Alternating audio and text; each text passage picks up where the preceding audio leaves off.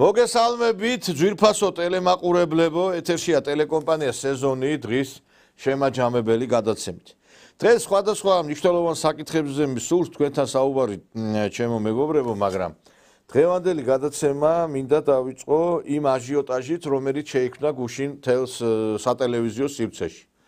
ესე იგი, სხვადასხვა ტელეარხებმა, ფორმულამ, მთავარი არხმა ასევე სხვადასხვა საინფორმაციო საშუალებებმა გაავრცელეს ესეთი ინფორმაციები, რომ აი მაგალითად აგერ ფორმულას უდევს ესეთი ინფორმაცია, რომ კრემლისტური სეზონი ტივის მაუწყებლობის ენად რუსულიც განესაზღვრა. ვითომ ეხლა ჩვენ აქამდე არ იცოდნენ ამათმა, არ ვიცი მე 4-5 თვეა რუსულ ენაზე მიდის გადაცემა ჩვენთან ყოველ კვირა და აღხსენით ეს რატო გავაკეთეთ. მე პირადად რა თქმა უნდა ჩემთვის უფრო სიმართლე რო გითხრათ, უფრო არის მოსახერხებელიც და ხელსაყრელიც ქართულად გელაპარაკოთ, მაგრამ პირველ რიგში ეს გავაკეთეთ, იმიტომ რომ ჩვენ აფხაზ და ოზ ძმებს ველაპარაკოთ. აი მე მაინტერესებს თქვენ ნაძირალა ნაციონალებო. სააკაშვილმა რო ტელეკომპანია პიკი გააკეთა და რუსულ ენაზე მთელ დღეს რომ აუწყებლობდა, მაშინ ეს კრემლისტური იყო არხი ტელეკომპანია პიკი? თუ რითი იყო ეს ახსნილი, რომ უნდა ელაპარაკათ აფხაზებთან, ოსებთან და ბოდიში და მიშას ბოზებით რო იყო გაძეძგილი ეს ტელევიზია. მაშინ არ იყო ეს ტელეკომპანია პიკი მისი კრემლისტური? და მარკრეკვივსაც რომ იყავდა გადაცემა, სანამ სააკაშვილი ცოტა პირველი პერიოდი იყო, მაშინ არ იყო ეს კრემლისტური იყო მაშინ ეს ტელევიზიები? ეხა დასამალი არ არის, რომ ამ ახალგაზრდა თაობამ აფხაზებისა და ოსებისა არ იცის ქართული ენა. პლუს დაუმატოთ უმამრავი მილიონობით ქართველი, რომელიც არის გადახვეწილი რუსეთში, სხვადასხვა ქვეყნებში, რომლებსაც ქართული ენა დაავიწყდათ. ეხლა რუსეთში მაგალითად პირადად ვიცნობ უამრავ ადამიანს, რომლებმაც სამწუხაროდ არ იციან ქართული, კი ქართველობენ, მაგრამ ქართული დაავიწყდათ. და მათთვისაც არის ეს განსაზღვრული. და პლუს კიდევ ეს რუსულ ენაზე, იმიტომ არის, რომ ჩვენ ხშირად ამ რუს ექსპერტებს ვთავთ, აი ამ მაგალითად ამ კვირას ყავდა იაკობ კედმი. ამაზე მაღალი დონის ექსპერტი მე სოფლიოში არ მეგულება პირადად იაკობ კედმის მსგავსი ექსპერტი. და ამაზე ატეხეს ამბავი, რომ თურმე კრემლისტური ისიც იქნებ თქვათ, რომ მილიონებს ღებულობთ ალბათ იქიდან მოსკოვიდან. მაგრამ ერთ რამეს გეტყვით, რომ თქვენი გულის გასახეთქად მალე კრემლიდანაც გვექნება ჩართვები. და მე შეიძლება ალბათ თიტულობით დაასრულოს სიცოცხლე აი ამ გასტუკიანმა ხვლიკმა გიორგი თარგამაძემ. ეხლა ამ გიორგი თარგამაძეს მაინც რა აქვს ალაპარაკო, ესე იგი კაცმა ფულის გამო გაყიდა ასლან აბაშიძე, ფულის გამო გაყიდა ბადრი პატარკაძიშვილი და ფულის გამო მიშა სააკაშვილის იმაში რა ქვია პოლიტიკურ სარეცელზე დაწვა. და დღეს კიდე ამერიკელების იმაში სარეცელში წევს, იქაც იყიდეს ამერიკელებმა. აი ამ ეს არის ყველაზე გულდასაწყვეტი. დღეს ჩვენ ამ თემებზე დავიწყებთ საუბარს პირველ რიგში და მე გადავალთ სხვა თემებზე. ჩვენი გადაცემის სტუმარი არის პუბლიცისტი, ისტორიკოსი ბატონი დიტო ჩუბინიძე. მოგესალმებით ბატონო დიტო. საღამოშიდობისა ბატონ ნიკოლოზ, მივესალმები ტელეკომპანია სეზონს და მის ერთგულ მაყურებელს. ბატონო, გასაგებია თქვენ აბსოლუტურად სწორად შენიშნეთ, რომ ტელეკომპანია პიკი, რომელიც სააკაშვილმა შექმნა თავისი რეჟიმის ხწნილების პიკზე და იმ პროცესების პიკზე, როდესაც ადამიანებს ციხეებში აუპატიურებდნენ და სააკაშვილის რეჟიმის ერთგული მსახურები ფაქტობრივად ქცეული იყვნენ ჩაფრებად და ჯალათებად, მართლაც შეიქმნა ტელეკომპანია პიკი, რომელიც ძირითადად რუსულენოვანი კადრებით იყო დაკომპლექტებული. მე არ შევალ ახლა იმ პროცესებში თუ რა ხდებოდა იმ პიკზე და რა ტრიალებდა იქ და სააკაშვილი როგორ თუ შეიძლება ასე ითქვას დაშლიგინებდა იქა ამ სიტყვის როგორც პირდაპირ ისე გადატანითი მნიშვნელობით, რაც შეეხება გიორგი თარგამაძეს. მე არაერთხელ მithქვამს ძვირფასო ტელემაყურებლებო და კიდევ ერთხელ მინდა გავიმეორო.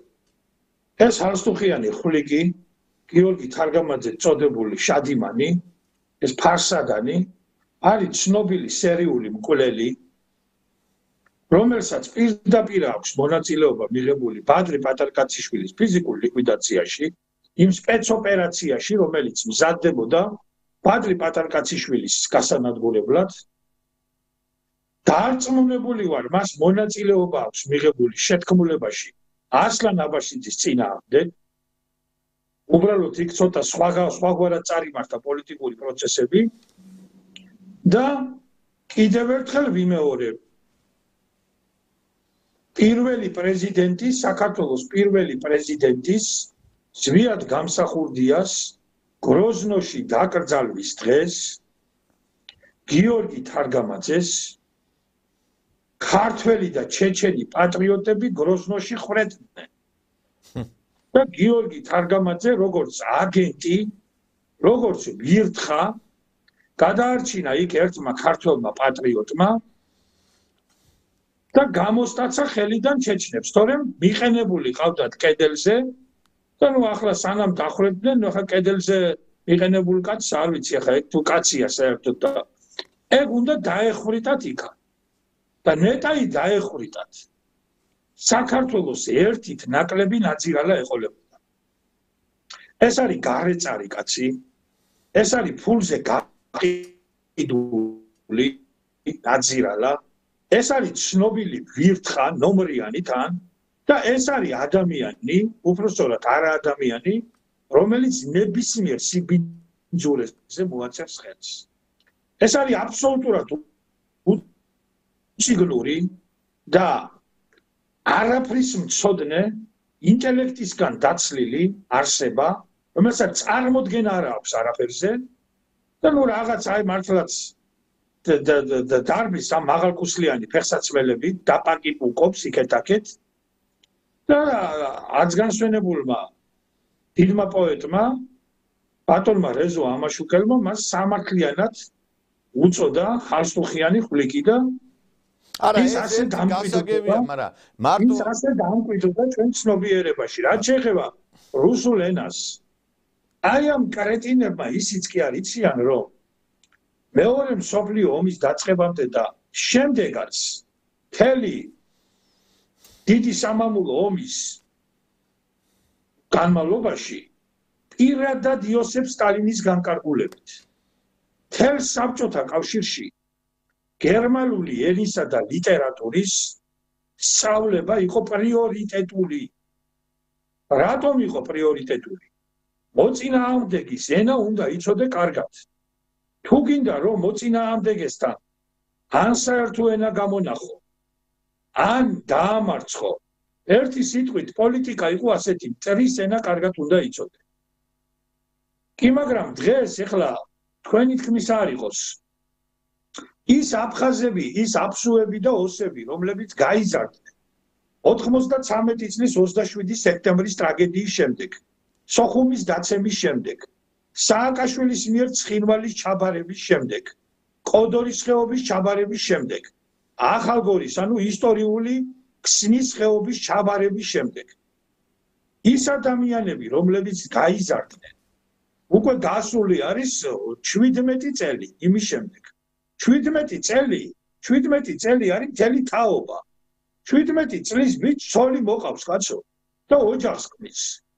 და 17 წლის გოგო კი არა, 16 წლის გოგო და 15 წლის გოგონა თხოვდება და ოჯახს ქმნის.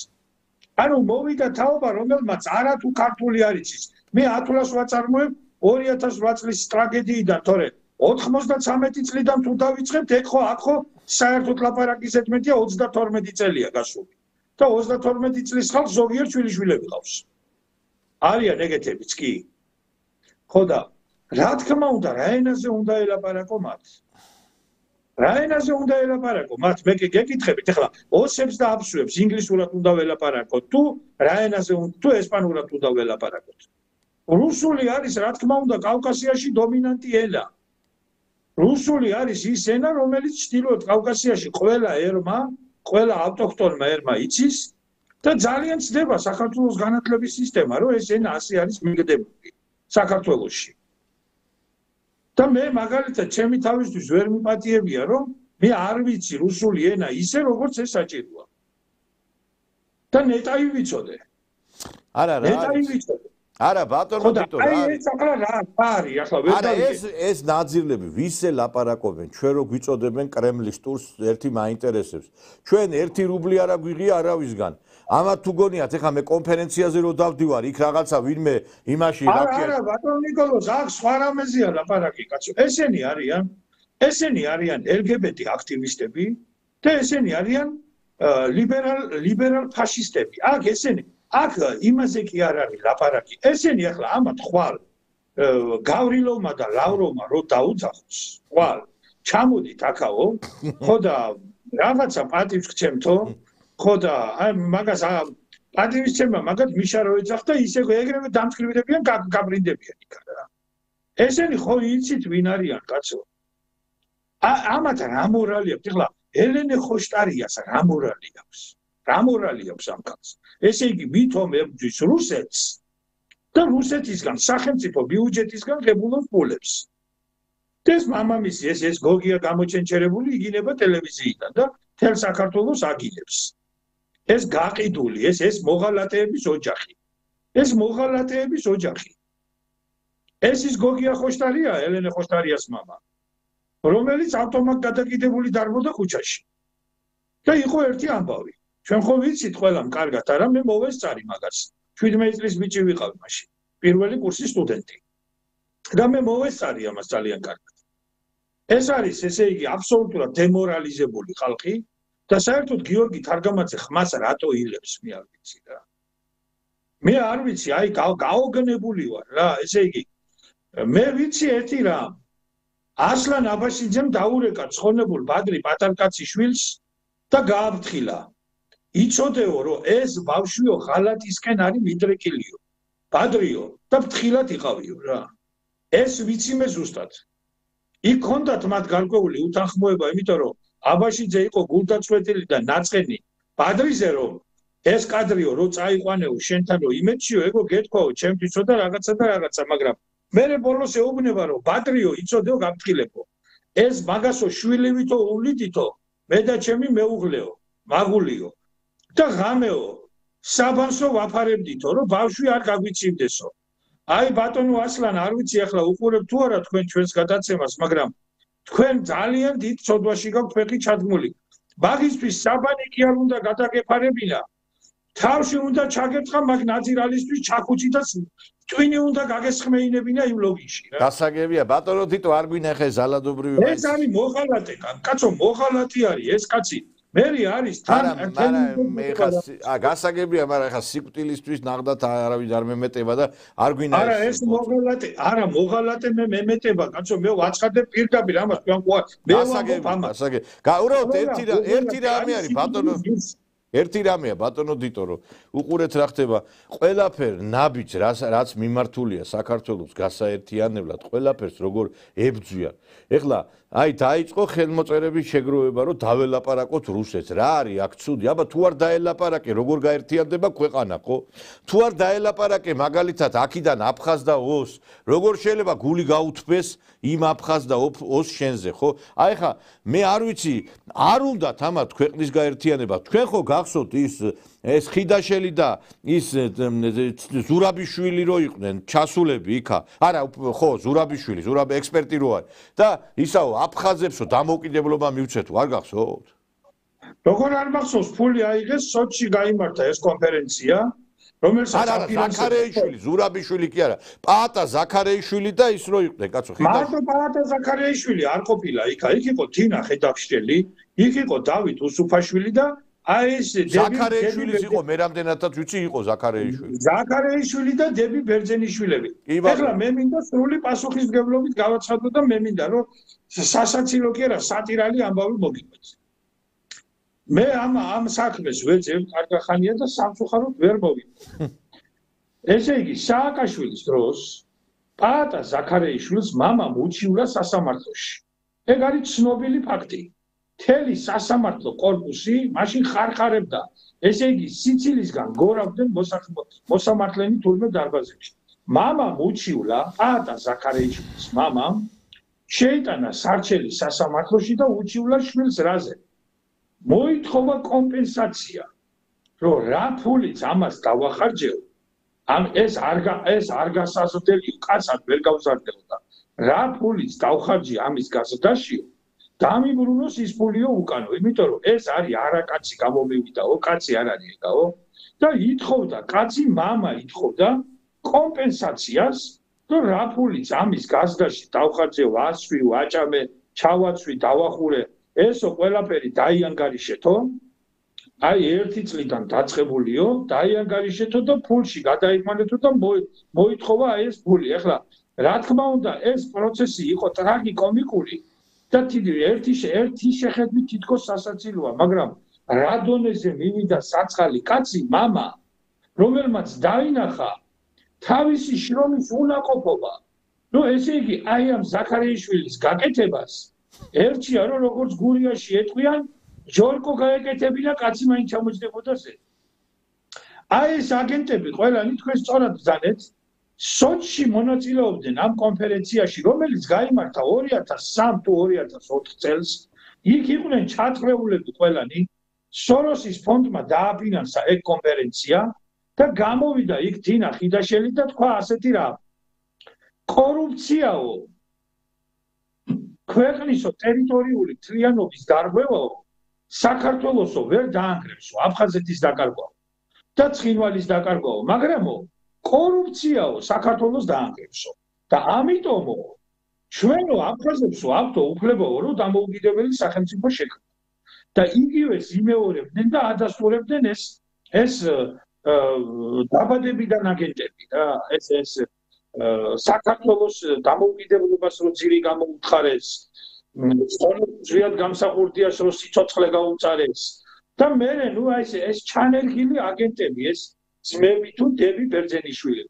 მე გავახსენებ ჩვენს ტელემაყურებელს იმის ერთ ფაქტს, რომ არც განსვენებულმა ანზორ მაისურაძემ კიდევ ერთხელ ვამბობ ამას და ყოველთვის გავიმეორებ, რომელიც გახდა საბჭოთა კგბ-ს გენერალი, ჩვენთან საუბარში განაცხადა, რომ როდესაც ლევან ბერძენიშვილი გამოუშვეს ციხიდანო, 70-იანი წლებზეა ლაპარაკი, კრემლიდან ზარიც მოაყოლესო. დაეხმარეთო ლევანსო სამსახურის შოვნაშიო.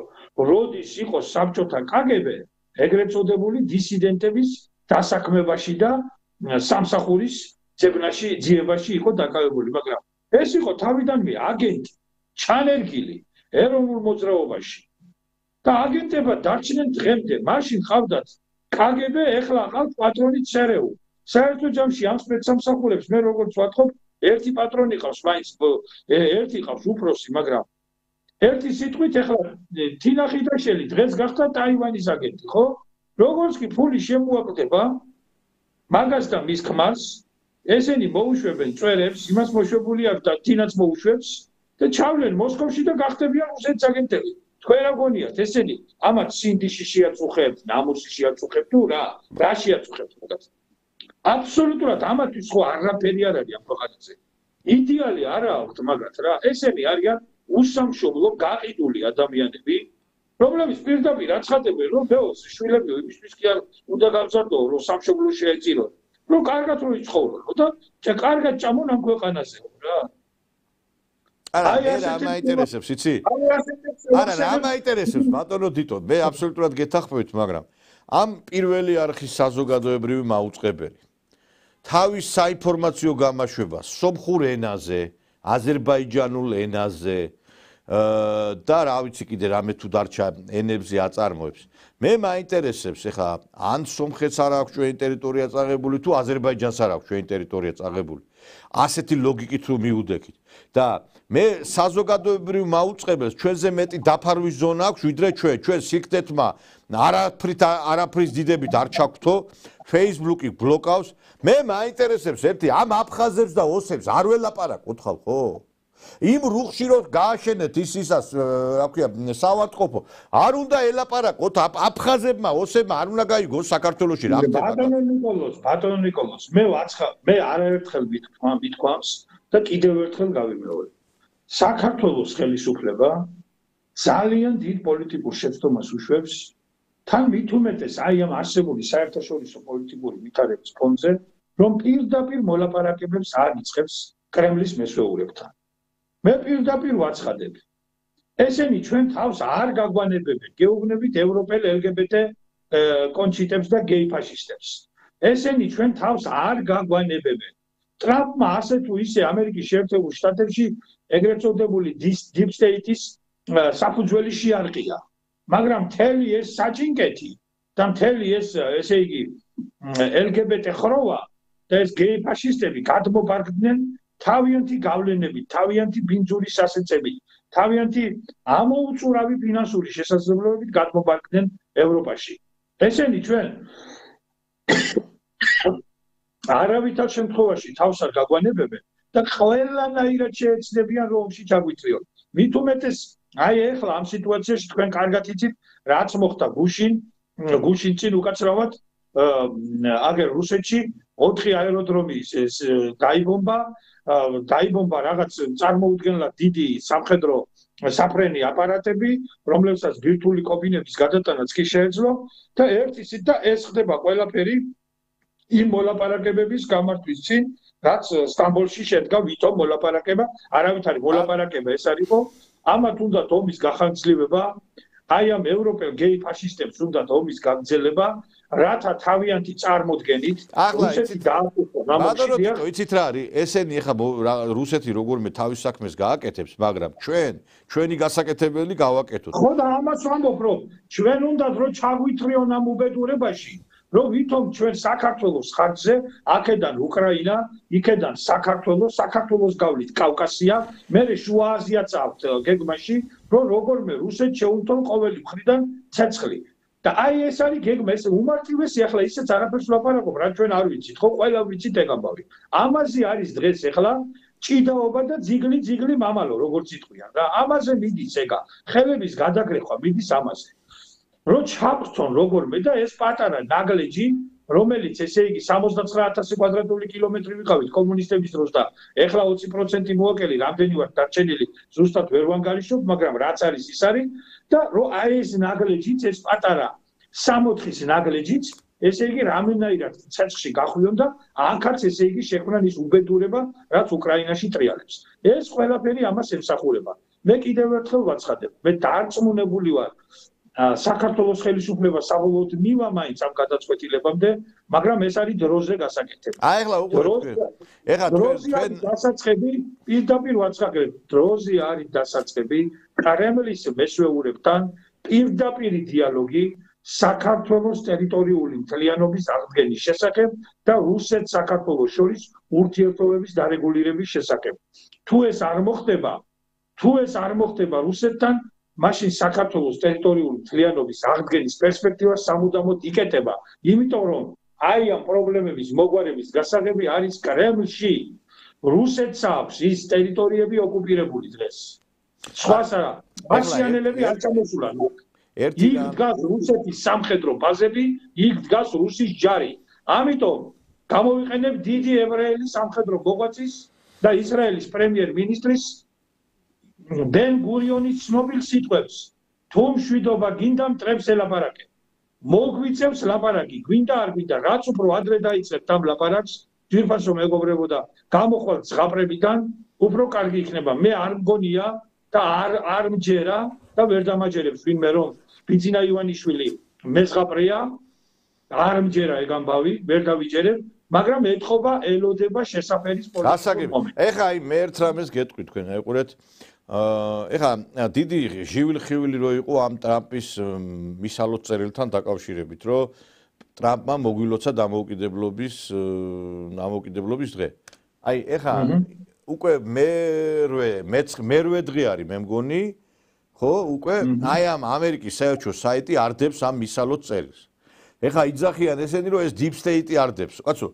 ეხლა ეს ამერიკის ელჩი პირდაპირ ექვემდებარება ამერიკის საგარეო საქმეთა სამინისტროს და ამერიკის სახელმწიფო დეპარტამენტს. ეხლა ვინმე გონია რომელიმე იდიოტს რომ ეს ამერიკის ელჩი თვითნებურად მოქმედებს და არ მორჩილება იმას. ეხლა მე აქ ესეთი აზრი რომ ეს წერილი იყო შაბლონი, რომელიც ყველას ეგზავნება, ყველა ქვეყანა დამოუკიდებელი რო ხდება, ავტომატურად ეგზავნება. ავტომატურად გამოგვიგზავნება. ჩვენ ავტეხეთ ერთი ამბავი, აი დამოუკიდებლობა მოგვილოცა, ყველაფერი შეიცვალა.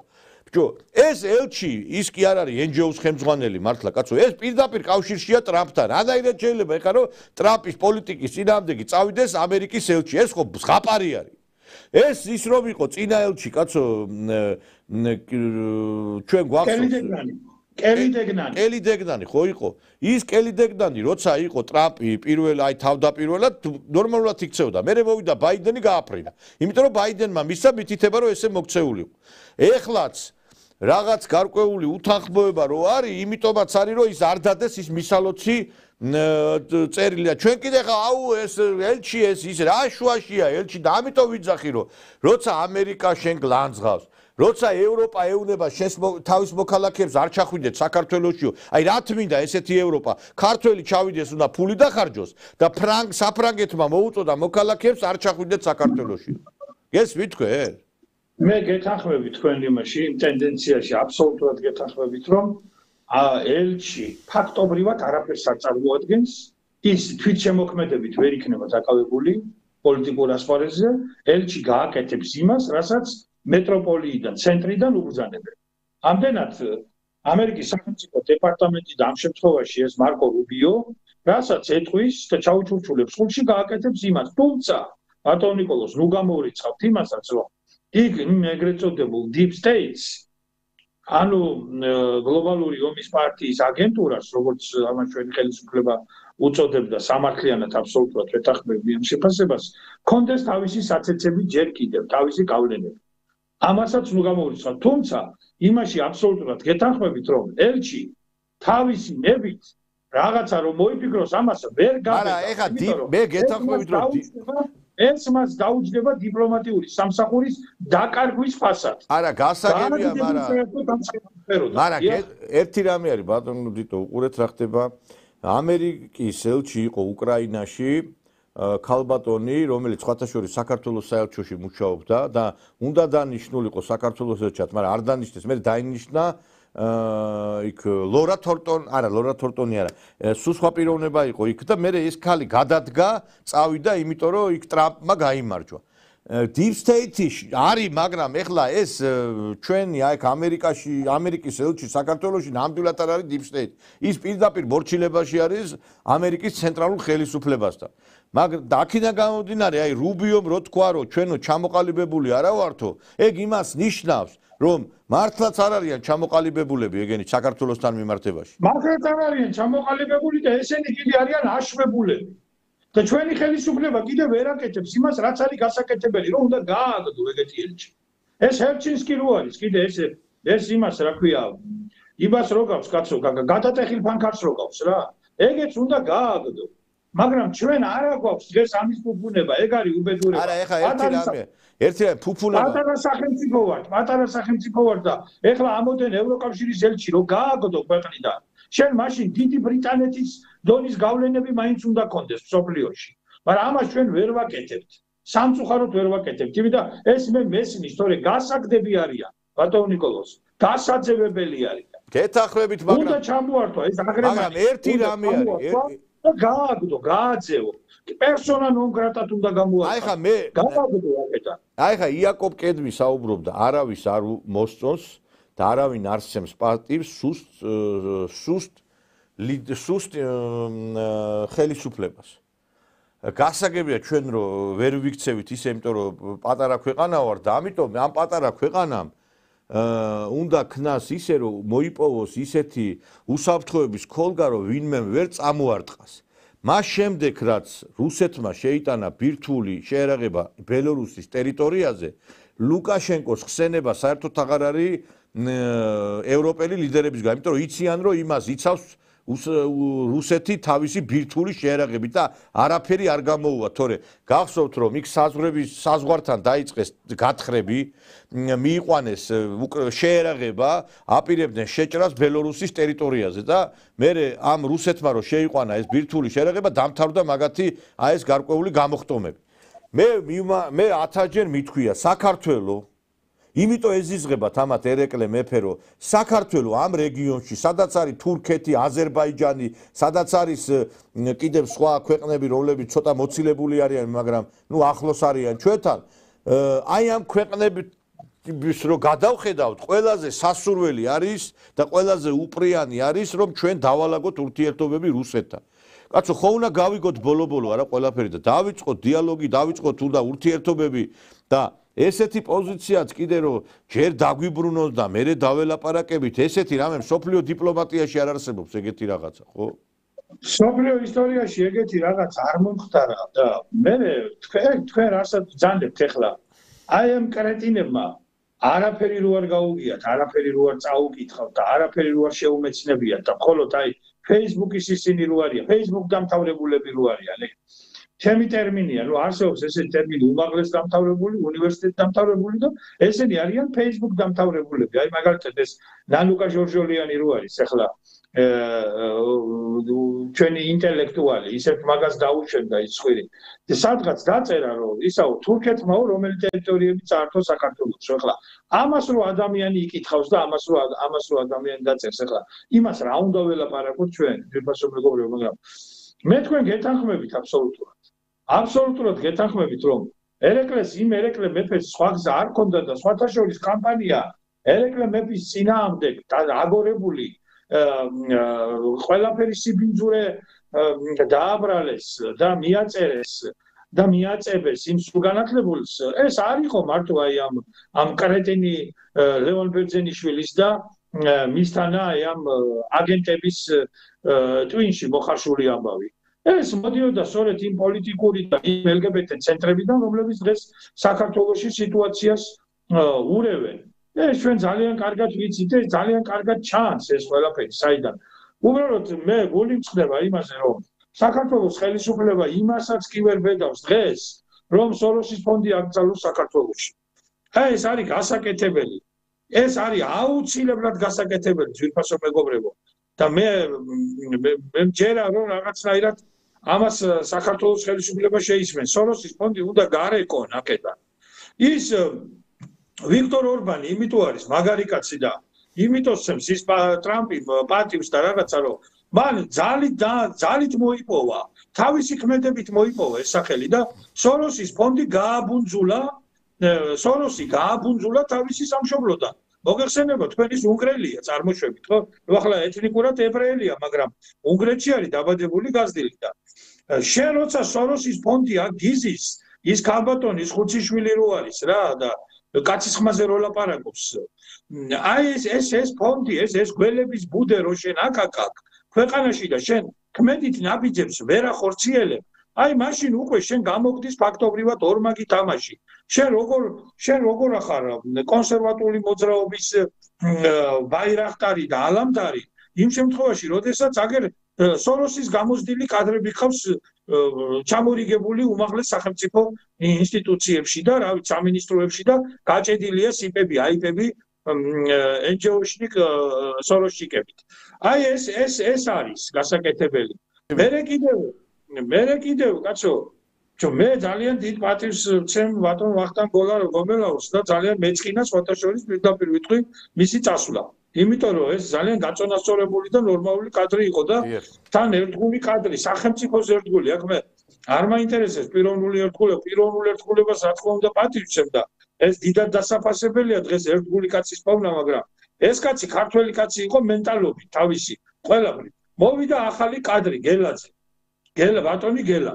არაფერს არ ვერჩი ღმერთმა ხელი მოუმართოს, ახალგაზრდა კადრია, ახალგაზრდა კაცია და მე მინდა მივმართო ჩემს კოლეგებს და პირველ რიგში ტელეიმედის თანამშრომლებს. კი, მაგრამ რა უბედურება ამ კაცს ეს სახელი რო დაუმახინჯეს და გეკას ეძახით, ეს რა უბედურება. კაც ქვია გელა.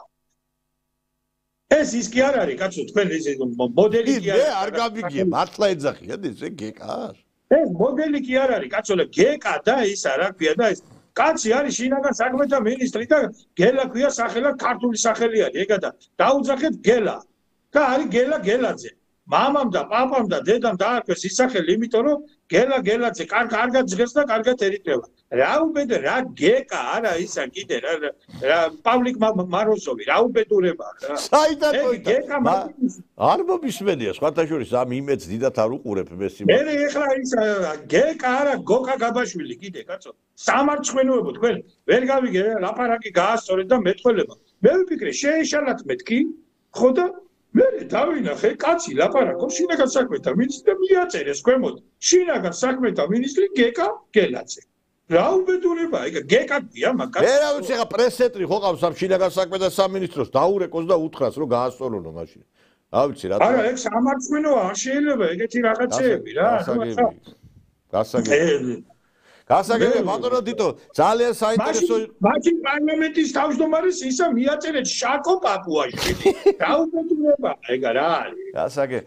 მადლობთ ბატონო დიტო, საინტერესო იყო თქვენთან საუბარი, როგორც ყოველთვის. არ შეიძლება ეგეთი რაღაცეები და სახელმწიფოებრივად უნდა მიუდგეთ ჩვენ ყველაფერს. გეთახმებით. დიდი მადლობას მოგახსენებ და დაგემშვიდობებით, ამით შევხვდებით შემდგომში უკვე სხვა ფორმატში. კარგად ბრძანდებოდეთ. კარგად ბატონი დიტო ჩუბინიძე იყო ჩვენი გადაცემის სტუმარი, ძვირფასო ტელემაყურებლებო. ეხლა რამდენიმე წუთი სარეკლამო ჭრაზე გავავალთ, არ გადართოთ დარჩი ტელეკომპანიის სეზონზე.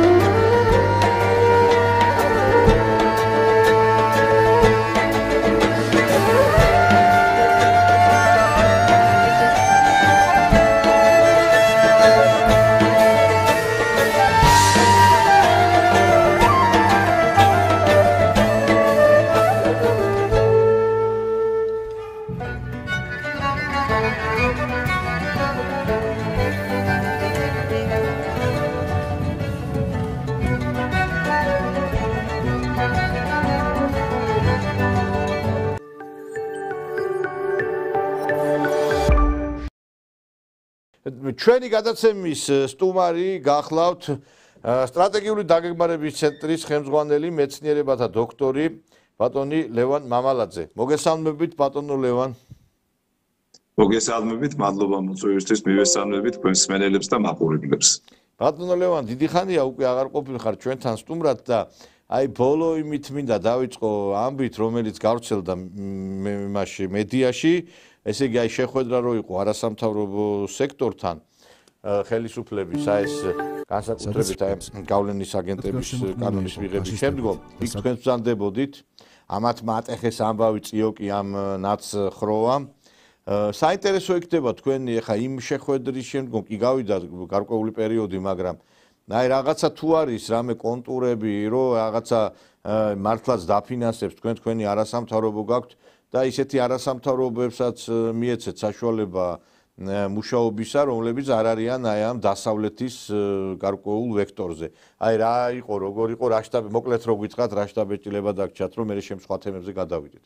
ბატონო, ძალიან მოკლედ გეტყვით, საერთოდ მინდა გითხრათ, რომ საინტერესოდ იყო ჩემთვის, რომ მომესმინა პოზიცია ანტიკორუფციული სამსახურისა, რომელიც უკეთებს კურირებას ფარას კანონს, ეს არის უცხოური აგენტების შესახებ კანონის ამერიკული ვარიანტი, ერთ-ერთი გაკეთებული. რომლის თანახმადაც ყველა ვალდებული ის, ვინც დაფინანსებას ღებულობს ან რაიმე კავშირშია უცხოურ ორგანიზაციებთან, რეგისტრაცია გააჩნდა, მათ გაასაჯარონ თავიანთი კავშირი უცხოელი დამკვეთების მიმართებაში და დაფინანსების მიმართებაში. მე ვისული ვიყავ ჩვენ რამდენიმე ხნის წინ შევქმნით ესეთი არასამთავრობო ორგანიზაცია, საზოგადოებრივი გამოძიების ცენტრი, რომლის მთავარი ამოცანა არის იმ თანამდებობის პირების გამოკვეთა, რომლებიც გადაცმულები არიან თქვა დღევანდელ ხელისუფლების წყავში, არადა ემსახურებოდნენ სააკაშვილის ძალადობრივ რეჟიმს და მათ მიუძღვით გარკვეული დანაშაული საზოგადოების წინაშე. თქვენ კარგად იცით და საზოგადოება კარგად იცით, რომ ძალიან ბევრი დღეს ხელისუფლებაში პოულობს თავშესაფარს, აი პირდაპირ მნიშვნელობის უნდერები, განსაკუთრებით ეს ეხება თქვა პროკურატურის თუ საგამოძიებო ორგანოების სისტემას და ასევე სხვა მიმართულებებს, შორის იმ მასიური პრივატიზაციის ფონზე, როცა სახელმწიფო ქონება გაიცა, გასხვისდა და შემდგომ ეს პირები, მაშინდელი ყოფილი მინისტრები, სააკაშვილის დროინდელი თანამდებობის პირები უკვე იმ ორგანიზაციებში, კერძო სტრუქტურებში, რომლებსაც ფაქტიურად უფასოდ მიიღეს სახელმწიფო ქონება და ეს იყო პირდაპირ მნიშვნელობით სახელმწიფო ქონების განიავება, ისინი დღეს მაღალ თანამდებობაზე და მაღალ ხელფასებზე იქ მუშაობენ. ნუ ეს ბევრი იმდენად დამალული თემებია, რომ ჩვენი ამოცანა არის საზოგადოებისთვის გავხადოთ უკვე თვალსაჩინო და გასაჯაროებული. რაც შეეხება იქ ყოფნას, მოკლედ გეტყვით, ჩემი მთავარი ამოცანა იყო ერთ კითხვაზე მიმეღო პასუხი. თორე კანონში ყველაფერი გაწერილია, მაგრამ ერთი მთავარი თემა ის არის, რომ ვინც მართლა აგენტებია, ვინც პირდაპირ მნიშვნელობით ფინანსდებიან დღემდე საზღვარგარეთიდან, ასრულებენ მათ დავალებას, რომლებიც არიან რევოლუციური სცენარების და გადატრიალებების ავტორები ქვეყანაში, დაწყებული 2003 წლიდან.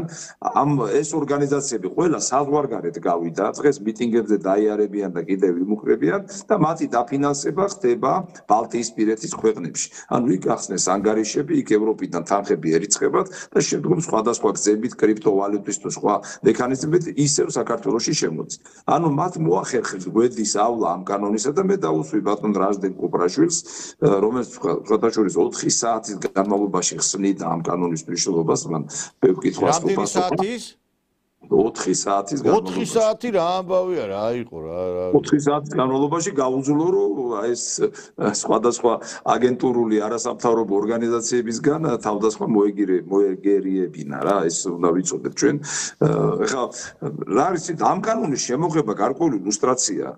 ვინც ამ კანონის წინააღმდეგ გამოდის, ესე იგი მას რაღაცა ეწვის, რომ ის რაღაცა ფორმით არის უცხოური შეკვეთის შემსრულებელი და დაფინანსების მიღები. რაზე არის ლაპარაკი? ამერიკაში თუ ეს კანონი დემოკრატიულად ითვლება, ჩვენთან რა თუ არ უნდა ითვლებოდეს? ხო, რაღაც აბსურდული მიდგომა.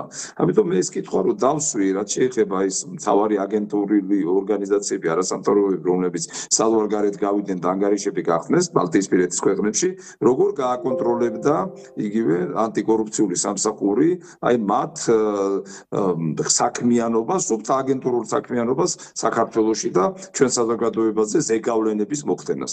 მათ მიპასუხეთ, რომ მათ აქვს შესაბამისი ბერკეტები და ისინი ამ სამუშაოს შეასრულებენ და არ მისცემენ საშუალებას, რომ აი ეს მართლაც არასამთავრობო წოდებული აგენტურული დაჯგუფებები გაკონტროლდება და მათ არ მიეცემენ საშუალება, რომ საფრთხე შეუქმნან ჩვენი ქვეყნის განვითარებას და საერთოდ ჩვენ საზოგადოებას. აი ეს იყო ჩემი მთავარი მიზანი მისვლისა და ამის შემდეგ ატეხეს იქ მთელი ამბავი პრესაში ეს ნამიშრებმა, რომელიც მიშას სააკაშვილის თქვათ შექმნილი არასამთავრობოები არიან, რომ აი სპეციალურად მოვიდა მამალაძე და რაღაც ინტერესი აქვს. ჩემი ინტერესი მხოლოდ ერთია და აქვე ვიტყვი სახელმწიფო უნდა დააფინანსოს აუცილებლად არასამთავრობო ორგანიზაციები არა პირდაპირი დაფინანსებით ვიღაც მისვა მე კონკურსების გამოცხადების და კონკურენციის ჩარჩოებში ვინ რომელ სფეროში რა სამუშაო შეასრულებს სახელმწიფო თვითონ უნდა აფინანსებდეს და საზოგადოების სექტორის განვითარებას უნდა უწყობდეს ხელს იმიტომ რომ საზოგადოებრივი სექტორი უნდა იყოს მაკონტროლებელი ხელისუფლებისა და იმ მიმართულებისა, რომელსაც თვითონ შეიძლება ვერ აქცევდეს ყურადღებას. აი ეს არის მთავარი პრინციპი საზოგადოებრივ განვითარებისა და ამ გზაზე ვიმყოფებით უნდა ითქვას. მოდით დაუბრუნდეთ აი ხა მიმდინარე პროცესებს რაც არის და მე მინდა შევეხო აი ამ პოლიტიკურ სიტუაციას რაც გვაქვს დღეს ჩვენთან, რომ თქვენთან კარგახანი არ გვისაუბრია. აი რაც არის შექმნილი ქვეყანაში, ანუ მოცემულობა არის ესეთი. რუბიომ თქვა რომ გაკვირდებითო. და ჯერო ჩამოყალიბებული არა ვართო თქვენთან პოზიციებშიო. ხელისუფლება თავის მხრივ ცდილობს რომ ჯერ მაინც ტონი შეარბილოს და კი წერილიც გაუგზავნეს და რაღაც გარკვეული იყო კონტაქტი, მაგრამ ნუ მაინც ხედავთ რომ ამერიკა იჩენს გარკვეულ სიფრთხილეს. ამასობაში ევროპელები გვიტევენ აგერ რა ვიცი ხა ერთადერთი არ უთქვია ჩამოაგდეთო თორე ყველანაირად 1000 ეპითეტებით ამკობენ ამ ხელისუფლებას რომ თურმე ესე იგი არ უნდა ჩამოვიდნენ საფრანგეთის მოქალაქეები აქ რომ ალბათ რაღაცას გვიმზადებენ და იმიტომ ეუნებიან თავიანთ მოქალაქეებს და რომ ესე იგი ჩვენ თურმე ავწდით ევროპულ გზას აი რა შეფასებას გაუკეთებთ თქვენ აი ამ სიტუაციას როცა ტრამპის ხელისუფლებაზე იყო ძალიან დიდი მხარდამჭერა და იმედებიც იყო ტრამპის მიმართ და ეხლა ვხედავ ჩვენ რომ აგერ ეხლა იმ წერილის იმანაც ვერაფერი ვერ შეცვალა იმიტომ რომ ეხლა წერილი თუ კი მართლაც მისალოცი წერილი იყო მართლაც ამ ყაველაშვილზე მაშინ დადებდა ელჩი ამას საიტზე ეს ეთყობა მექანიკურად ყველას გაუგზავნეს და ჩვენს გამოგვიგზავნეს თორე ეხლა ეს ელჩი ხო არ შეიძლება რომ მართლაც თავისით მოქმედებდეს ელჩი ექვემდებარება საგარეო საქმეთა სამინისტროს ამერიკის სახელმწიფო დეპარტამენტს აი რა შეფასებას გაუკეთებთ თქვენ აი ამ სიტუაციას რაც არის საერთოდ ცოტა სხვანაირად ვფიქრობ უნდა შევხედოთ ამ ამბებს, იმიტომ რომ მე ადრე მithქვამს და ეხლაც მინდა გავიმეორო რომ ძალიანად სოფტ იმისთვის რომ მან შეძლოს როგორც თვითონ აცხადებენ რუსული აგრესიის შეჩერება. ანუ უკრაინის ფრონტი უკვე როგორც ვამბობდით რომ ეს ნატოსა და რუსეთის დაპირისპირება ფაქტობრივად ესეც ხეს ღებულობს.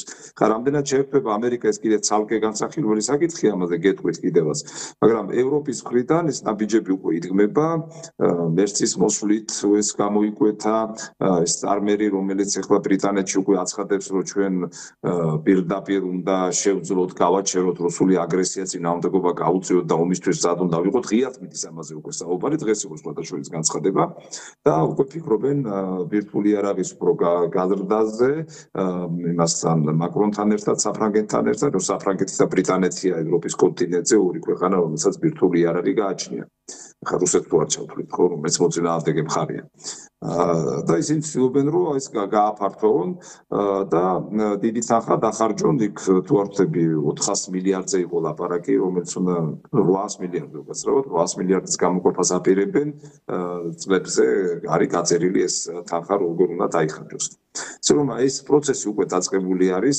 საქართველოს ზეწოლა სწორედ იმაში გამოიხატება რომ აი ამ პროცესში ხა თქვენ წარმოიდგინეთ რომ დიდი ომი იგეგმება დიდი შეიარაღების გამოყოფა წარმოება და შემდგომ საომარი მოქმედებების სხვადასხვა ვარიანტები უკვე და მისი სცენარები იწერება საქართველოს თავისი როლია განკუთვნილი აი ამ ევროპული ქვეყნების მხრიდან ის ჩვენ კი არ გვეკითხებიან არც ვკითხავენ რამეთ მათ უნდათ რომ ჩვენ შევასრულოთ ის ფუნქცია ის დატვირთვა რაც მას ჭირდება და ეს ჩვენთვის რამდენად კარგია იმას სულაც არ აინტერესებს ეს ამბავი ეს უნდა ვიცოდეთ და კარგად უნდა გვესმოდეს როგორც გონია რომ თუ კი ვიღა რომელიმე ევროპელი ქვეყანა ის ჩვენს გადამდგარი და ჩვენთვის ესე იგი ჩვენი კეთილდღეობისთვის იღვიძებს და იძინებს ეს აბსოლუტურად ეს არ არის ამიტომ ზეწოლას უნდა ველოდოთ შემდგომში არანაირი ევროპული კარი ღია არ არის არანაირი ნატოს კარი ღია არ არის ეს ყველაფერი ეფიმერულია და ხალხს ატყუებენ სწორედ ეს აგენტურული არასამთავრობო ორგანიზაციები სპეციალურად ფინანსირდებიან იმისთვის რომ აი ესეთი ზეგავლენა მოახდინონ საზოგადოებაზე ეს ინფორმაცია გაავრცელონ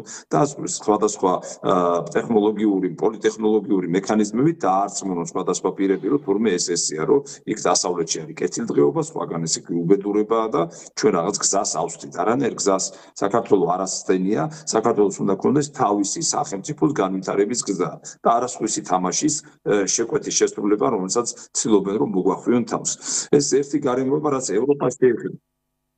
საგებია, თქვენი აზრით, თქვენ ხართ სტრატეგიული დაგეგმარების ცენტრის ხელმძღვანელი და სტრატეგიული ხაზიდან გამომდინარე, რომ ვთქვათ, აი ხელისუფლებამ რა უნდა გააკეთოს, როცა აი ეს მოცემულობა რა პოზიცია უნდა დაიჭიროს, რომ აი ჩვენ რაღაცა გამოვძვრეთ და გადავრჩეთ აი ცით რა არის ეხლა რა უნდა გააკეთო, ბევრი რამ არ გააკეთა, მინდა გითხრათ, ბევრი გეტყვით მაგასაც ჩემთვის აი ამოუცნობია ერთი რამ, რატო ესე სუსტად იმუშავა დიპლომატიურმა კორპუსმა და დღესაც ესე სუსტად მუშაობენ. ჩემთვის ასევე ამოუცნობი იყო აი ესე რამდენიმე გარემოება, როგორ შეიძლება შენ ესე იგი მოგმართა ხვიცუნი, რომელმაც თქვა, რომ მე შევთავაზე ხელისუფლებას გვერდში დგომა და მათ უარი მითხრეს.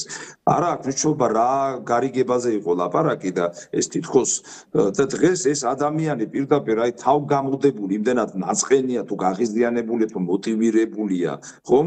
ვიღაცის მხრიდან იმდენად გვებრძვის, რომ სერიოზულ პრობლემებს გვიქმნის. და რა იყო ამის საპირწონე ის, რომ ის კაც ჩვენზე ემუშავა, სახელმწიფოზე ემუშავა. უბრალოდ კითხვაც ხო უნდა დაიბადოს. ეს ერთი, მეორე პრემიერის დაწერილი წერილი, მე მესმის წერილი შინაარს, ყველაფერი სწორი წერია, მართალი წერია, როგორ რატო არის ესეთი დამოკიდებულება საქართველოს მიმართ და იმ პირობებში, როცა ეხლა deep state დავარქმევთ სიღრმისეულ ხელისუფლებას თუ რაღაც, აი ამ თქვა ბიუროკრატიასთან, რომელიც დასავლეთში და შეერთებულ შტატებშია, რომელიც რეალურად ქმნის სხვადასხვა მოვლენებს, თვით იმ ვაშინგტონშიც და ბრიუსელშიც და ეს მოვლენები საქართველოს საწინააღმდეგოა და ამაზე პირდაპირ თქვა პრემიერმა, იყო თუ არა ეს დადებითი ნაბიჯი. მე ვთვლი, რომ ეს წერილი სიმართლე კი იყო, მაგრამ მაჩვენებელი იყო, რომ დიპლომატიამ საერთოდ არაფერი არ იმუშავა. რატომ ვერ მოახერხეს ის, რომ უბრალოდ ამხელა საელჩოები არის, ამხელა წარმომადგენლობა არის და არ შეიძლება საქართველოს დღეები ჩატარდეს, საქართველოს სხვადასხვა ამდენი ისტორია გვაქვს, ამდენი რესურსული საშუალებები, რითაც სოფლიოს თავი გავაცემთ, ნელ-ნელა შემოგვეთყუებინა და მიგვეჩვია ეს კონგრესმენები და სენატორები საქართველოს მეგობრობაზე. ხელი ჩამოგვერთ თუ არა, რაღაცა გვეჩუქებინა რა, დაგვეჯილდოებინა, კონფერენციები ჩაგვეტარებინა, ასე მუშაობენ მარტო ლობისტების გარდა, რასაც ხშირად იყენებენ, ხო? აი რაღაცნაირად ისე გამოვიდა, რომ ეს ნაცების ჯგუფი უფრო ახერხებდა ამ კაბინეტებში შესვლას, ვიდრე დღევანდელი ხელისუფლების და ამას საკრიტიკოდ კი არ ვიძახი, გრულის ტკივილით ვიძახი, რომ ჩვენ მათი მხარდაჭერა და იმაში კონგრესში და სენატში მხარდაჭერები ჯგუფები ვერ შეიქმნა. ბატონო ლევან, თქვენ მაინტერესებს, ეხლა თქვენ ალბათ იცით, რომ აი მაკითხვას რო ვსვამ, თვითონ ნაციონალები არიან საელჩოებში, ეხლა რამდენიმე ქვეყანაში ყავს ჩვენ ელჩი და იქ ქართველები საერთოდ არ არიან და რამდენი ხმად წამოვიდა იქიდან, ეს იყო პროპორციული თვითონ იმ საელჩოში მომუშავე ხალხისა. გესმით, მეტი ხმა რო არ იქნებოდა იქა და აქედან გამომდინარე, აი რაზეა საერთოდ ლაპარაკი, თუ თვითონ არ დაწერეს განცხადება, ისე არ მიდიან, ხო? არაფერს არ აკეთებენ იქა. ვერ გავიგე, ეს ხო ყველამ კარგად ვიცით თითქოს, მაგრამ აი რომ მე გადატრიალდება და რაღაცა მე ვიცით ხოლმე, აი რაც უნდა ყოფილა რა. არ იმუშავებენ, რა თქმა უნდა, რატო იმუშავებენ? იმიტომ რომ ემსახურებიან არა ქვეყანას, არამედ ნაციონალებს. მე ამაზე პასუხისმგებელი ვინ არის?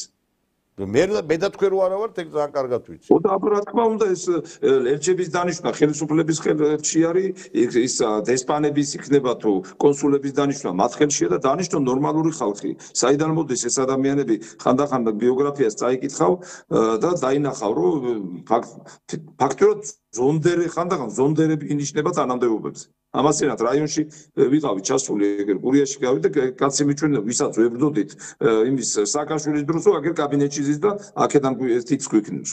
ნუ ახლა რა უნდა უპასუხო ამ კაცს? და ეს ხო კარგად უნდა, თუკი ჩვენ გვინდა რომ ეს ძალადობრივი მომენტი დამთავრდეს, დასრულდეს, ხო? არის კიდე წულუკიანის კომისია რაღაც მუშაობების აწარმოებენ, მაგრამ ეს ყველაფერი კომპლექსში უნდა იქნეს გადაწყვეტილი. და ამიტომ არის რომ ეს სისუსტეები ყველგან ვლინდება. აბარა როგორ უნდა წარმოიდგინო ეს საერთო ყავდეს 400 კაციანი შეერთებულ შტატებში და იქ ის ვერ მოახერხო რომ ერთი კონგრესმენი მაინც გამოვიდეს და საქართველოს დაიცვას და სიმართლე თქვას. არა 400 ისა ყავს თანამშრომელი და მე მგონი 400 თანამშრომელი და შეიძლება 200 ხმაცი არ იყოს წამოსული იქიდან ქართული ოცნების. მართავს ბრძანებ თქვენ იმიტომ არჩევნების შედეგებით პირდაპირ ვლინდება ვინ ვიზე მუშაობს და რა განწყობები გააჩნია. ეს უდიდესი მინუსია. არა მე გამოხვალ იცით რა ყველაზე ცუდი რა არის იცი გამოხვალ ამას სიტყვი და გამოდიხარ ხელისუფლების ტერი შენ და როცა ბოდიში და სანამ ურემი გადატრიალდება შედალოცილო გეუნები მოცა საელჩოებს თავი დავანებოთ პირველი არხი ვიზე მუშაობს ამ ხელა 50 მილიონზე მეტი დაფინანსება აქვს და ვერ გაიგებს საერთოდ ეს რა არის ტელევიზია თუ რა უბედურება ესე იგი დღე დაღამე ნაცო ბოლოს როდის იყავით თქვენ პირველ არხზე პირველ არხზე 2003 წლის შემდეგ აღყოფა. ხო და აი მაინტერესებს ერთი აი რა კრიტერიუმით ირჩევენ ესეთი რესპონდენტებს ესე იგი ნაციონალი NGO და პიდარასტი გეი ჩათლახი ნაძირალა ყველა მთელი უბედურება უნდა იყოს იქ და არავინ განსხვავებული შეხედვით მარტო ხელისუფლება უბრალოდ იძულებული არიან რომ მიიწვიონ იძულებული არიან მიიწვიონ თორე რამე რო იყოს ხელისუფლებასაც არ მიიწვევდნენ მე წამყვანები სუფთა გაქანებული ლიბერალები გაქანებული და ამას ვაფინანსებ ჩვენ შენობა აშენენ რა თვიდა ეგეთი შენობა ვის უშენებთ ამათ რომ კომფორტულად იყვნენ იქ აი და მე იწვე გინა ის აიღე რა ქვია ეს რუსთავი 2 აიღე გინა ნუ იმედი აიღე ა კიდე ვერ გაიგებს საერთოდ აი რამით განსხვავდებიან ეხა იმედი ცოტათი მაინც სხვა არის გასაგებია რომ რაღაც სხვანაირად მაგრამ პირველი არხი და აი ეს სხვა არხები რუსთავი 2 და ისინი ესეთი კატასტროფა არის რა ეთახმებით და ეს არის სერიოზული პრობლემა, უბრალოდ ეს მომენტები რაც ადრე ყოველთვის გამოიყენებოდა, რომ არის რაღაც ბუა და მართლა ბუა კი არა ქვეყნის დამაქცეველი ტერიტორიების გამჩუქებელი და სტრატეგიული ობიექტების გადამცემელი, თქვათ ნაციონალური მოძრაობის პერიოდი, მოძალადე რეჟიმი, რომ ამით თქვათ ისინი რო არ მოვიდნენ, უნდა მოგცეთ ჩვენ ხმა ეს უკვე ნაკლებად იმუშავებს, იმიტომ რომ ყველამ დაინახა, რასაც თქვენ ბრძანებთ, რომ ეს სიმართლეაც გაკრიტიკო კი არა, რასაც თქვენ ამბობთ, სიმართლე არის და სიმართლე ბევრს არ მოსწონს. ეხლა რასაც თქვენ პირველი კითხვა დამიცით, რაც დამიცით ეს მე მივაქცევდი ყურადღებას ერთ მნიშვნელოვან გარემოებას, სხვათა შორის, რაც ამას წინათ იყო ბიზინა ივანიშვილის პასუხი აი ამ ელჩის თუ რუბიოს შემოთავაზებაზე, რომ მას რაღაცა გზავნილები მიეღო ამერიკის სახელმწიფო მდივნისგან და მან უარი განაცხადა ამაზე ბევრი ხა ფიქრობდა რატო განაცხადა მას თავისი ახსნაც მოყვა თვითონ ბატონი ბიზინა ივანიშვილის მხრიდან რომ ეს სახელმწიფო ინტერესების დათმობის ხარჯზე არ უნდა საერთოდ რომ შეხვედრო და ეს საკმაოდ საინტერესო თქვათ განმარტება მაგრამ აქ კიდევ სხვა მნიშვნელოვანი მომენტია ჩადებული ყველამ უნდა გაიგოს რომ საქართველოს არ სურს და საქართველოს ხელისუფლება ამ კუთხით სწორნაბიჯს დგამს არ სურს რომ იყოს რაღაცა კულუარული გარიგებები ეს უნდა იყოს ღია ისეთი ფორმის გარიგებები რომელიც სხვა პოლიტიკურ აქტორების მიმართებაში ეჭვებს არ გააჩენს პირდაპირ გეტყვით თუ კი გარიგება რომელიც შეიძლება მომხდარიყო თითქოს და საქართველოს ინტერესებში ჩამჯდარი და ეს იქნებოდა რუსეთის საწინააღმდეგო ეს უკვე ვერ იქნებოდა საქართველოს თქვათ ინტერესებში იმიტომ რომ ჩვენ თუ რუსეთის აგრესია გამოვიწვიეთ რაღაცა ქმედებით ამ დიდი ომის დასაწყისში გეუბნებით ომი შეიძლება ეხლა დაიწყოს გლობალურ ომზე არის საუბარი ჩვენ იქ რაღაცა შეცდომა რომ დაუშვათ ხო ეს დიდი რისკების ქვეშ დადგება არა მარტო ჩვენი სახელმწიფოს არსებობა და სუვერენიტეტი, არამედ საერთოდ ჩვენი ერის არსებობა ამ ტერიტორიაზე. ამიტომ ესე მარტივად არ უნდა შევხედოთ და ამ თვალსაზრისით სწორი ნაბიჯი გადადგა ბიძინა ივანიშვილმა იმ თვალსაზრისით რომ უნდა იყოს ღია შემოთავაზებები და ეს ღია შემოთავაზებები უნდა იყოს ისეთი ფორმატით დაბალანსებული რომ ჩვენ ვიღაცას რაღაცა აი დამალული ის დაფარული თამაში არ განვახორციელოთ და ამით შემდგომ სერიოზული ზიანი მივიღოთ. მე მგონი გასაგებად ვიძახი ამას, ჩვენ არა გვაქვს იმის ფუფუნება, რომ რისკი გავსწიოთ ჩვენი ქვეყნის არსებობითა და ჩვენი სუვერენიტეტით. ამიტომ შეერთებული შტატები იქნება, დიდი იმპერიები იქნება, ვთქვათ, შტატების სახით, ევროპის სახით, აგერ ჩვენი მეზობლების თუ იგივე რუსეთის სახით, ჩვენ უნდა ისეთი ფორმატით უნდა გავაკეთოთ, რომ არავის გაღიზიანება არ მივიღოთ და რაიმე პრობლემა არ შევიქმნათ. ეს არის მთავარი მომენტი და ამ თვალსაზრისით ხომ ვფიქრობ, რომ ნაბიჯები იქმნება და ზეწოლაც იმიტომ დიდია. უნდა ვიცოდეთ ზეწოლად. ეხლა ამერიკამ პაუზა აიღო, თითქოს აიღო პაუზა, მაგრამ იქედან გამომდინარე რომ ჩვენი მხარდამჭერი ფაქტიურად იქ არავინ არ აკვავს, მე არ გამოვრიცხავ რომ ეს კანონი რომელიც არქჯერ მეგობრობის კანონი და სიამბულეში მე შეცვალეს, ხოთაშორი ძალიან მნიშვნელოვანი დეტალია, ამ კანონს რომელსაც მეგობარი აქტი დაარქვეს, რომელიც ჯერ კონგრესში გავიდა და ეხლა სენატში არის შეტანილი, ხო?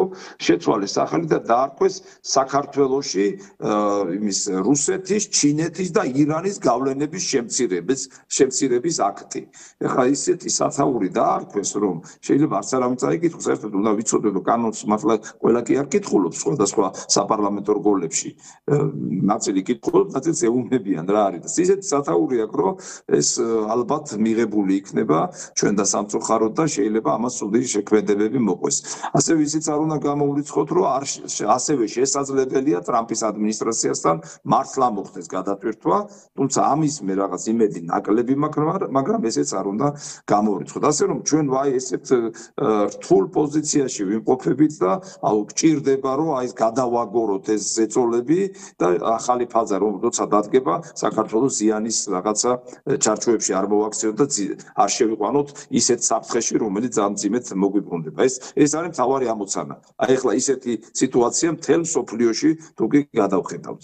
და ახლა მოლაპარაკებების, თუ ნახეთ სხვათა შორის მოლაპარაკებების მემორანდუმები ისეთი წარადგინა რუსეთმაც და უკრაინამაც, რომელიც მიუღებელია არც ერთისთვის მისაღებელია. ხო, რა თქმა უნდა. არა, ჩვენ კიდე ერთი რამე უნდა ვიცოდეთ, თქვენ გახსოვთ არჩევნები რო იყო, აი ესეთი მონადინი იყო, აი მოვა ტრამპი, ყველაფერი ის ომიც დამთავრდა, ჯერ ეს ომი როდის დამთავრდება კაცმა არ იცის და მე ტრამპის მოსვლაც რო ჩვენთვის კაცმა არ იცის რა შედეგის მომტანი იყო, აი არ ვიცი ხა თუ შენ არა გაქვს რომ აი კედმი თქვა ჩემთან ინტერვიუში რომ თუ შენ სიტყვაზე არ იცი რომ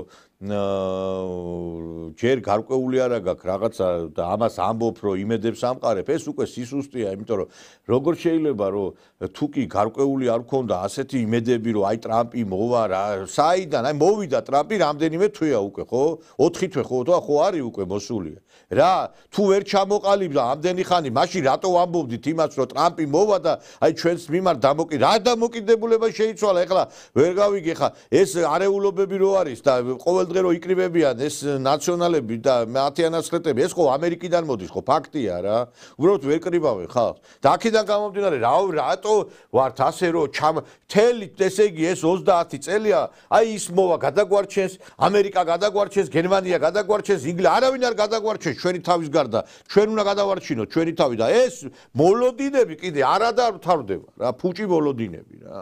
აი არ ვიცი ნამდვილად სამწუხაროდ ესე არის ჩვენ ასევე მივაქციოთ ყურადღება რომ ტრამპს მიუხედავად თავის იმპულსიურობისა ჯერჯერობით ვერანაირი საკითხი ვერ გადაწყვეტა აი მოლაპარაკების ფაზაში არის თქვათ იგივე ჩინეთთან ამ ტარიფების თვალსაზრისით ირანთან გარკვეული თქვათ დადებითი პერსპექტივა აქვს რომ იქ რაღაც დაძაბულობა არ შეიქმნას მაგრამ გასმართ ახლა როგორ დასრულდება ეს ამბები თქვათ ამ კუთხით მაგრამ რაც მან განცხადებები გააკეთა ჯერჯერობით რაიმე შედეგი არ დამდგარა ესეც ფაქტია აი ერთი კიდე უნდა ითქვას რომ ტრამპის ადმინისტრაციამ პრინციპში ღიად გარაცხადა რომ მას არანაირი სურვილი არ აქვს რუსეთთან სამხედრო დაპირისპირებისა აი ჩვენ რაც ახლა ვამბობდით არა და ევროპა აცხადებს რომ პირიქით ის შეიარაღებას აპირებს და რუსეთთან დაპირისპირებას აპირებს, ასე რომ ეს უკრაინის ფრონტი კიდევ რასახეს მიიღებს, თქვათ ევროპა რუსეთის დაპირისპირება იქნება ამერიკის გარეშე თუ ამერიკის ჩართვით, ცოტა ხანში ამას დავინახავთ. ასევე იცით თქვენ რომ საკმაოდ სერიოზული დარტყმა მიაყენა უკრაინის დრონებმა ესეთი რაღაც უნიკალური აქცია ჩაატარეს, შიგნით შეუგზავნეს ეს მცირე ზომის კოპტერი დრონები და აეროპორტი დაუბომბეს.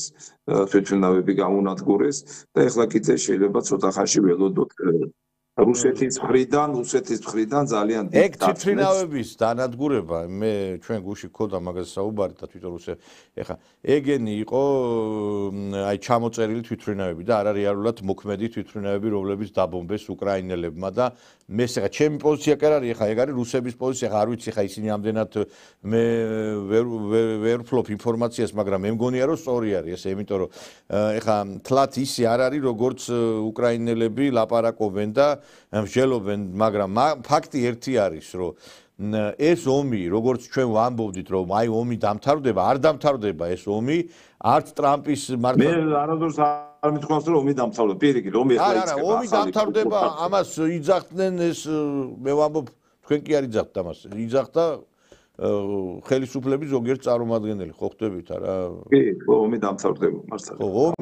ომი, ეს ომი ჯერ უკრაინაზე დამთავრდება თუ არა, კიდე კაცმა არ იცის, მერე რა ომი დაიწყება. შეიძლება ეს იყოს შესავალი და მერე სხვა ომი დაიწყოს. კაცმა არ იცის რა მოხდება და ამიტომ თუ არ იცი შედარლოცი რომ რატო იძახი მოლოდინებს, რატო აღვივებ ამისას, მე ვერ ხვდები ხა ჩვენ ხო ჩვენ მტრები არა ვართ ამ ხალხის არა მართლაც რა. მერე კიდე რა ვიცი ხა ჩემთვის გაუგებარია ბევრი რამ ისედაც უკვე, იმიტომ რომ ამ რუსეთთან ბოლო-ბოლო დავჯდეთ, დავილაპარაკოთ. ეხლა უკრაინა თუ ჯდება რუსეთთან სიტყვაზე. ომში მყოფი ქვეყანა. ჩვენ რატო არ უნდა დავჯდეთ რუსეთთან სალაპარაკოდ? აი ვერ გებულო. მე გეთახმებით, ვამბობდი და ეხლაც მინდა ძალიან მკაფიოდ თქვა. ეს მიდგომა გაუგებარი აბსოლუტურად ყველაფრის ახსნა რო არ აქვს, რომ ჩვენ რუსეთთან დიპლომატიური ურთიერთობა არ გავხსნათ და საუბარი არ დავიწყოთ, მხოლოდ ზიანის მომტანი არის. მართალწანეთ ომში მყოფი ქვეყნები საუბრობენ და ჩვენ კიდე კი ბატონო ოკუპირებული აქვს ტერიტორია, თქვენობა სხვა უფრო მწვავე სახელი დავარქვათ და იმ ფონზე როცა ოკუპირებულ ტერიტორიების ათვისება რუსებს არ დაუწყია და ეხლა შარშან აი შემოდგომიდან დაიწყეს, ეს ყველაზე სახიფათო ნიშანია იმისა, რომ ამ ხრის განმავლობაში უდიდესი დრო დავკარგეთ და ეხლა ბოლო შანსი გვაქვს, რომ იქნებ ჩვენი ადგილი ტერიტორიების მიმართებაში გაჭიყოს და ჩვენი ადგილი საქართველოს დაიკავოს. ამ ადგილს რას უძახი? ანუ გავხსნათ ის საშუალებები, რომელიც აფხაზებს და ცხინვალის რეგიონს, სოხუმს და ცხინვალს მისცემს იმის იმედს, რომ მათი ეთნიკური შენარჩუნების, ეთნიკური განვითარების გარანტია საქართველოს მიებმება და ეკონომიკური ინტეგრაცია, ასევე ინტეგრაციაში საქართველოს ჩაერებება. თორე ცოტა ხანში ისეთი ინტეგრაციული პროცესები დაიწყო, ეხლა რკინიგზაც გაიხსნა, თვითმფრინავებიც უკვე დაფრინავენ, ტურისტებს შესაბამისად უფრო მეტი ხელშეწყობა აქვს. მიწის გაკიდვის უფლება დააკანონეს სხვათა შორის აფხაზეთში, რაც აქამდე არ იყო, ეს სრულად ახალ გარემოებას ქმნის და თუ ესე გაგრძელდა და ჩვენ კიდე მართლა სირაკლემას როლში ვიქენით, ჩვენი ადგილი აღარ იქნება. არა, ჯერ ერთი აგერ აზერბაიჯანმა რაც გააკეთა, რომ ყველა ტერიტორია წაიღო სომხეთის, იმხელა გენოფონდი ფაქტობრივად გაუნადგურა სომხეთს და აგერ ეძახის იმას, რა ქვია, პაშინიანი იმას ალიევს, მოდი ერთად ყავადავლიოთ, მოდი დავილაპარაკოთ და გუში ხოცავდნენ ერთმანეთს. და დღეს აგერ ზიან ესენიც, ხო, ყველა ლაპარაკობს ერთმანეთს. ჩვენ არა, ჩვენ არ უნდა დავილაპარაკოთ თურმე. იმიტომ რომ მე მიმაჩნია შეცდომად მიმაჩნია პირიქით მე ვფიქრობდი რომ აი ახალი გუნდი რომელიც პრემიერმა ირაკლი გობახიდან ჩამოაყალიბა, უფრო გაბედულ ნაბიჯებს გადადგამდა ამ ხრივ სამწუხაროდ განცხადება, რომელიც გააკეთა ქალბატონმა ბოჯორიშვილმა, მინისტრმა, იყო რომ ჩვენ არც კი განვიხილავთ ესეთი განცხადება გააკეთა მიახლოებით ერთი თვის წინ, არც კი განვიხილავთ ესე თქვა დიპლომატიური ურთიერთობის აწმენას, სანამ ტერიტორიები არის ოკუპირებული. ეხლა ნუ ესეთი რამდენად ეს ჭკვიანურია, ეხლა თქვენ თვითონ განსაზღვრეთ, მაგრამ ერთი მინდა ბოლოს გითხრათ, აი ბევრს საუბრობთ ჩვენ გლობალურ საკითხებზე, ეს ძალიან მნიშვნელოვანია, მაგრამ ასევე მნიშვნელოვანია ქვეყნის შიგნით რა ხდება, ძალიან ბევრი პრობლემებია მოსახლეობაში, სოციალური პრობლემები იმდენად გამწვავებულია, რომ ხალხი პირდაპირ იძახის, რომ თუ კი ასეთი განვითარება გვაქვს ჩვენ და ასეთი ზრდა გვაქვს ბიუჯეტში და ყველაფერს, რატომ არ ეთყობა ეს თითოეულ ადამიანის მდგომარეობას. აი ეს არის ყველაზე მთავარი თემები, რაზეც შემდგომში უნდა მიექცეს ყურადღება. ჩვენ მოდით შემდგომში გადავდოთ სხვა საკითხების დარჩა, რა თქმა უნდა, განსახილველი, მაგრამ შემდგომ ეთერებში აუცილებლად დაგითმობთ დროს და უკვე სხვა საკითხების განვიხილოთ მომდევნო გადაცემებში. დიდი მადლობა ბატონო ლევან, ამით დაგემშვიდობებით. კარგად ბრძანდებოდეთ. კარგად ბრძანდებოდეთ. ჩვენი გადაცემის სტუმარი გახდათ ბატონი ლევან მამალაძე, სტრატეგიული დაგეგმარების ცენტრის ხელმძღვანელი და მე ამით დაგემშვიდობებით ზურბოს ტელემაყურებლებო. ხვალ შევხვდებით ერთმანეთს ტრადიციულად 9 საათზე. კარგად ბრძანდებოდეთ.